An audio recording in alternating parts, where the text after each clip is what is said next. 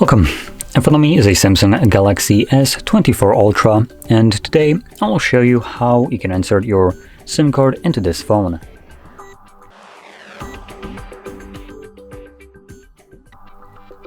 So, if you have a case on your device, you'll need to take it off, so I'm going to do that right now.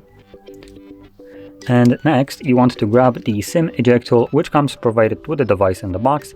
Might look something similar to this one.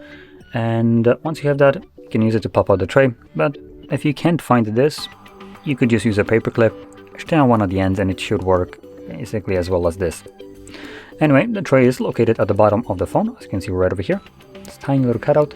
So using your little tool, find the insert area and push the pin in. There we go. You do need to put a little bit of force in it. The tray is stuck in there. Let's call it that. So you have it out just a bit. You can then grab it and yank it out. And on the tray, you'll have space for two different SIM cards on either side.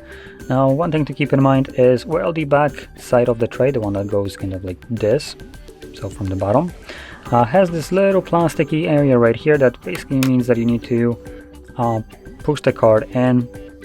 Go, and it won't fall out of the tray, as you can see. While the top side, Samsung decided to do the most minuscule cost cutting and not include that, because apparently the $1,200 freaking dollars doesn't get you the tenth of a gram of plastic that holds your card in place.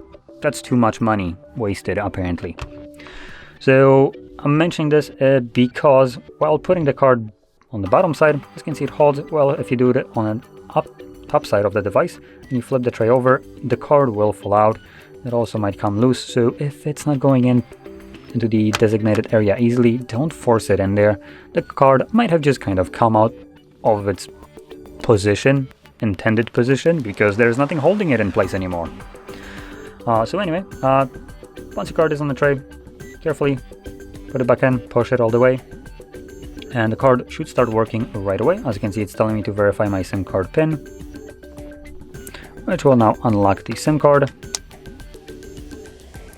And that's it.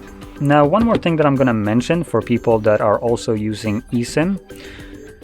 As far as I'm aware, Samsung only allows you to use either two different SIM cards or two different eSIM.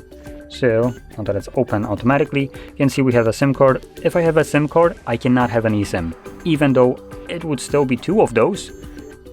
There's some limitation, apparently, on Samsung that will not allow you to have two different types of SIM cards. So you can have one eSIM and one normal SIM. You can have either two eSIMs or two SIM cards at the same time, but not one of each, which is a little bit of a disappointment, but just warning you, if you already have one added and you pop in your SIM card, it just simply will not work.